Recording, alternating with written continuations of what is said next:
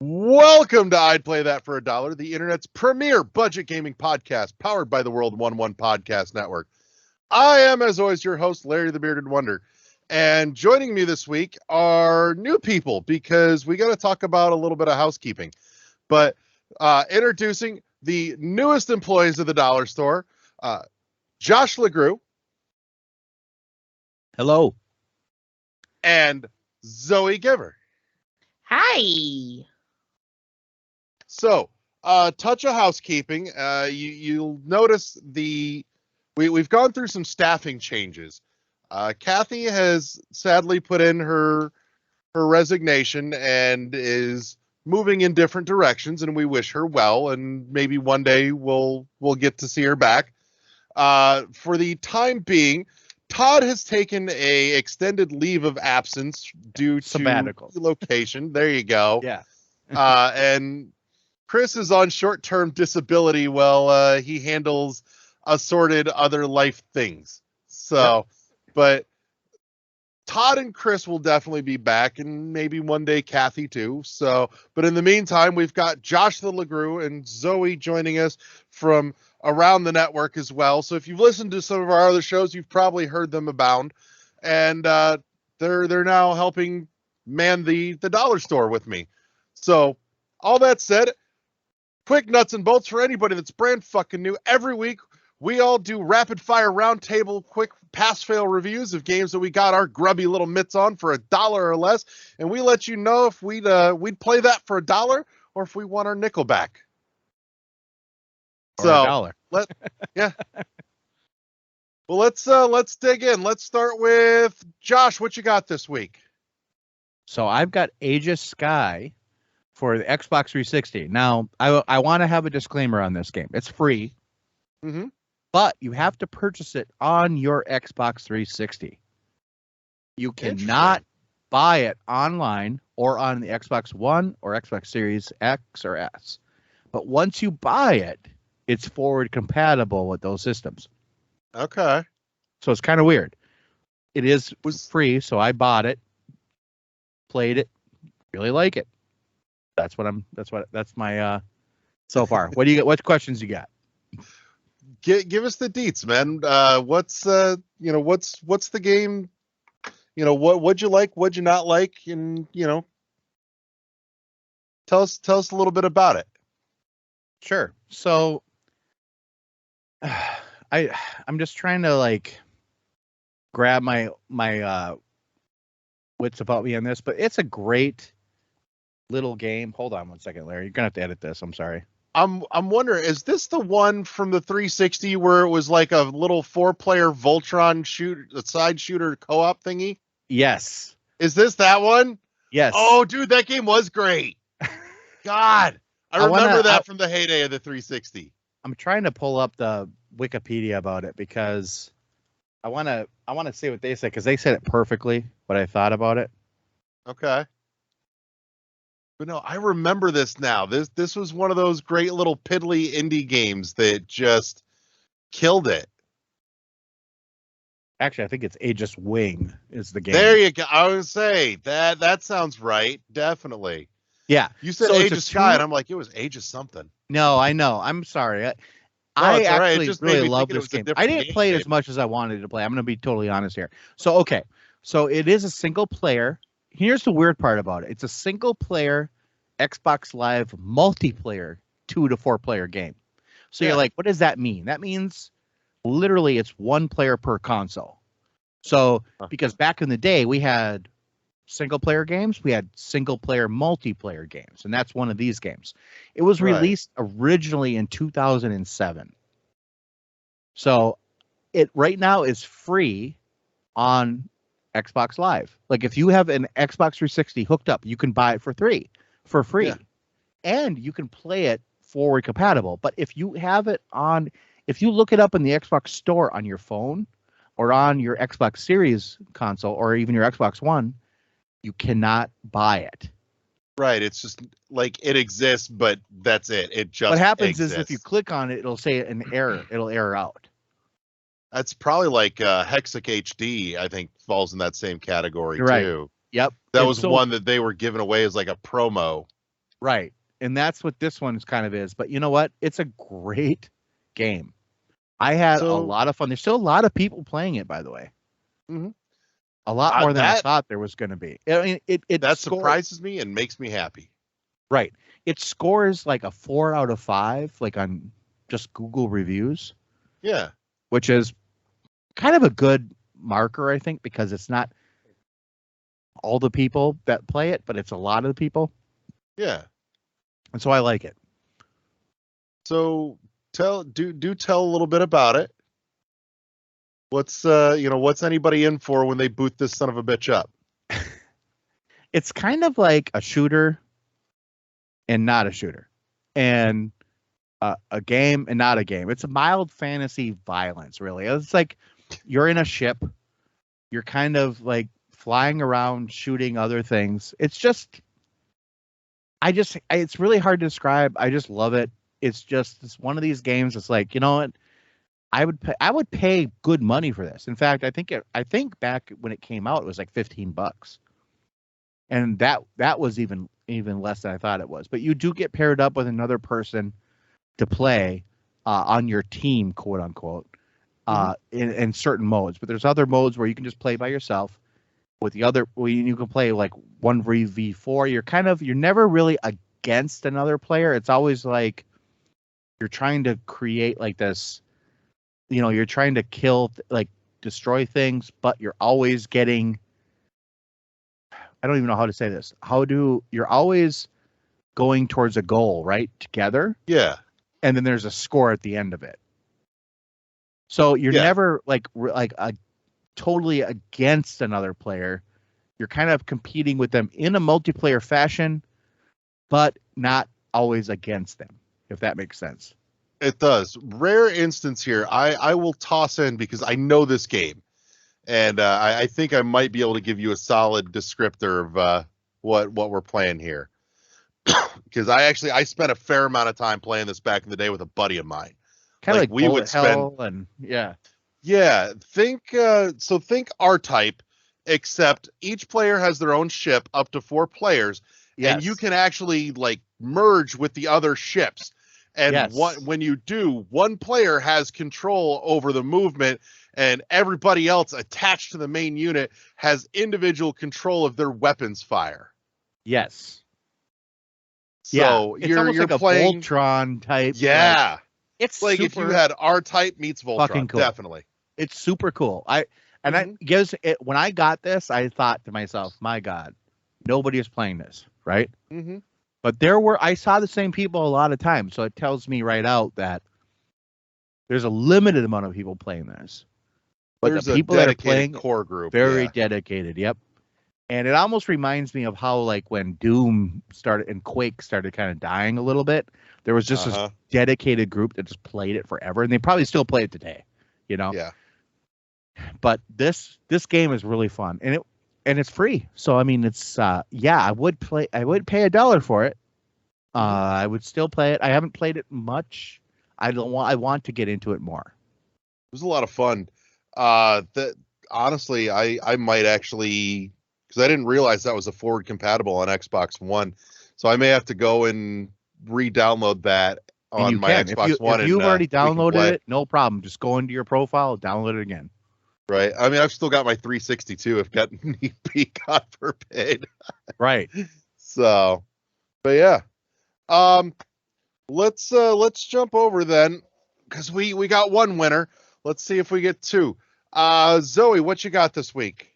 Okay, so for this, I've really been diving back into mobile gaming. I find myself with a lot of just empty time when I'm out places, and half the time I end up on TikTok. But when I knew you needed help for the show, I was like, cool, this is going to get me back into mobile gaming because I used to do that a lot. So I found this one. It was called Skullgirls. And I later learned that it is actually on console, which I'm totally going to pick up for my Switch. But it's a fighter, almost like, like a Street Fighter or type game, but it's cool because you can change the abilities of your characters, different specials, and you're kind of following this story, which honestly is not even a boring story. that you're following along in this game. If you're into kind of like mythical-ish type things, like there's a gem that turns someone into a Skullgirl and like every 7 years, and that's who you're looking to fight. And then there's these different organizations. There's the government, and then there's like this bad guy group, and then there's like this science group that's trying to go and take down the Skullgirl and her followers and stuff. So the story itself is actually pretty interesting. There's so many things you can do. I'm curious about how the setup will be on a console versus mobile, but I did like at least on mobile it's easy to get other characters to fight with. Like you don't have to wait forever to get a new fighter, which is really, really cool. And then you can get fighters that not only look different, like they don't have a different skin, they also come with different abilities for that different, same name and everything, but they'll look different with slightly different abilities. Like there was one and their like alternate version had like ice or something instead of their normal powers. So honestly, like I said, the only downside, or there are two downsides to this game. One, it requires way too many downloads to keep on your phone. Like I started playing it and I quickly got a notification that I was running out of space. Now, to be fair, I'm someone who has a decent amount of apps and photos on my phone anyways. So, if you're not someone like me with all of that already on there, it might not be a problem, but it does take up a decent amount of space on your phone. Also, for fighters, I don't really like having to touch my screen and remember which direction I need to like move my thumbs in order to do, my special move or my grabs and things like that. So you can definitely tell it was ported onto a mobile device, but even with that, it would have been a game that if it didn't take up so much space, I would have kept on my phone. I was playing it driving in the car, I was sitting waiting in an office and I was playing it then, I had a break on work and I was playing it then. Like it is a game that even if it was not free on the Google Play Store, I would have paid money for this game. I would say my guess is one that the space issue for that game is not terribly surprising when you consider that it's a port of a console first game. Right. So I'm not mad about it. Right. Just more of a kind of commentary. Right. And I still marveled at you playing it because I can't deal with the whole virtual controller thing. That shit drives me up a wall. It wasn't bad. I think the only thing that sucked was trying to make quick blocks of attacks was harder because, I'd be trying to touch one button and it's not going the direction that I wanted to go. And I think that's the only thing that, you can't make those quick decisions you might be able to do with a controller.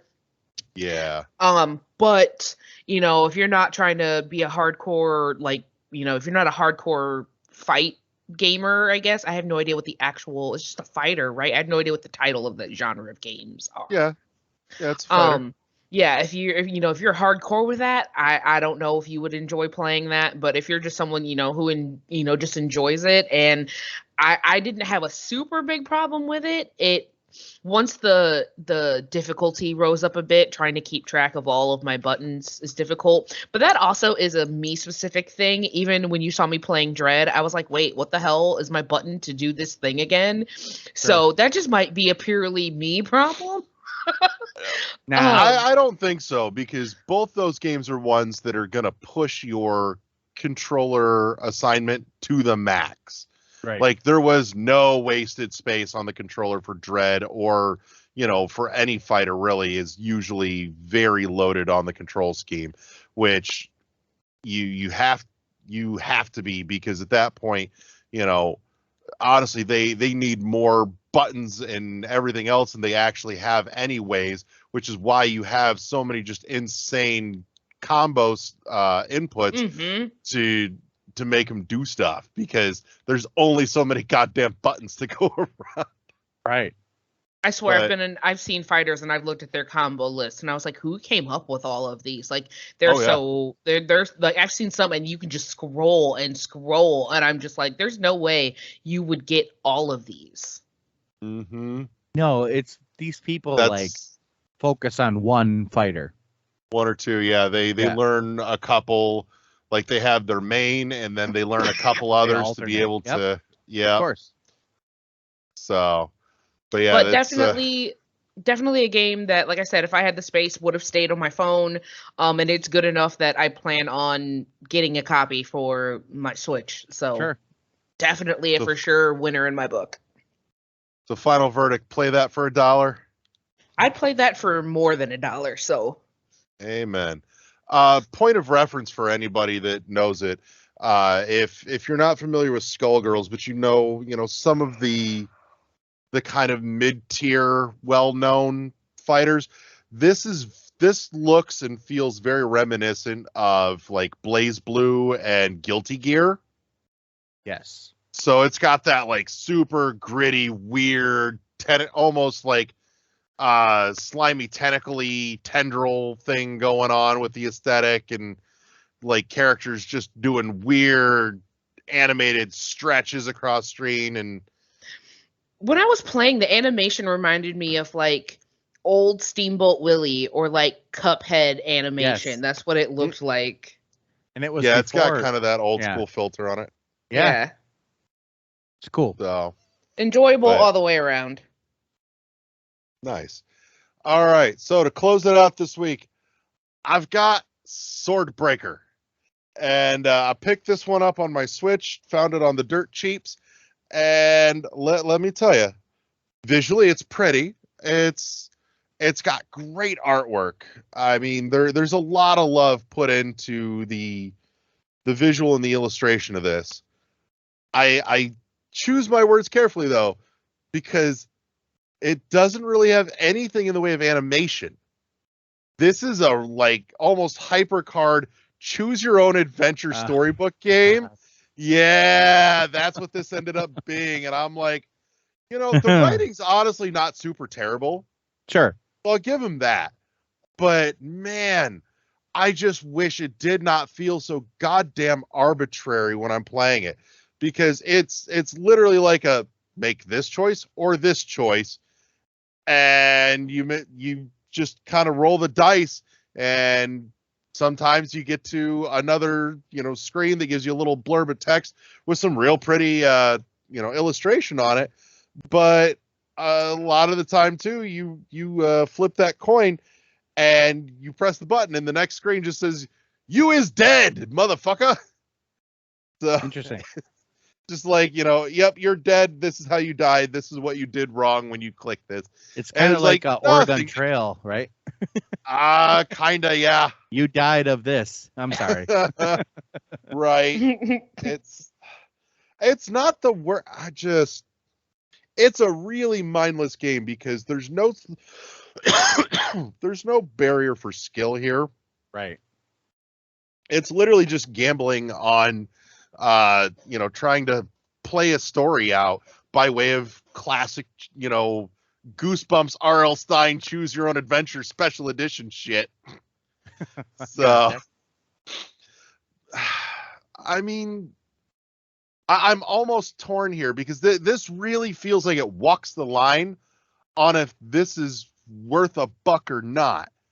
I'm not offended by it for the less than $1 that I paid for it, but I'm not blown away either. I don't know that I'll. The question for me is, would you play it again? I could see instances where I would actually crack this open again. Okay. I could see me slipping into the right headspace and basically just doing it for pure comical amusement, just to see what happens. Not to mention, part of me goes, this is like a fun storybook thing I can do with my kid. Oh, sure. I can read her, the thing and be like, what do you want to do? Do you want to do this or do you want her to do this? So in that realm, then, yeah. Okay. So use that. There's a value in there that I think you have to dig for a little bit, but when you realize it's there, you go, that's not terrible. So I'm going to actually go ahead and give this one the thumbs up and say I would play this for $1. Which is because, man, I revisited it for a few minutes just to kind of touch base with it again before we recorded. I'm like, I remember playing this and going, this is fucking bullshit. And now on introspection, I'm like, there's something here. It just wasn't what I thought was going to be there. Yeah, that's the thing. And that's kind of okay. It's fucking sneaky like that. That's cool. So I'll give it to him. And like I said, the writing for what they put out there isn't terrible. It's fun. It's kind of silly, but it's fun.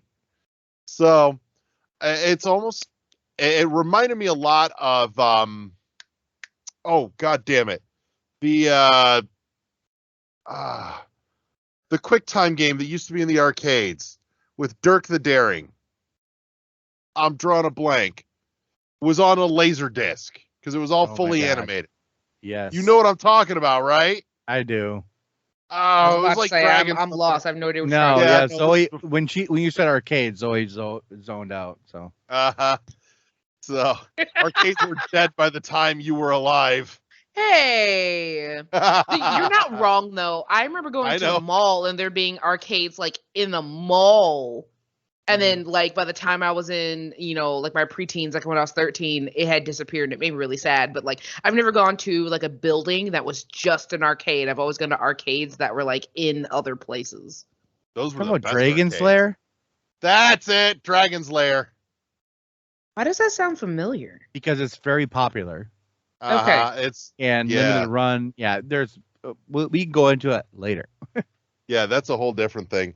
So we've managed to achieve a rare triple crown this time. We haven't had one of those on I'd Play That for $1 in ages, actually, it feels like.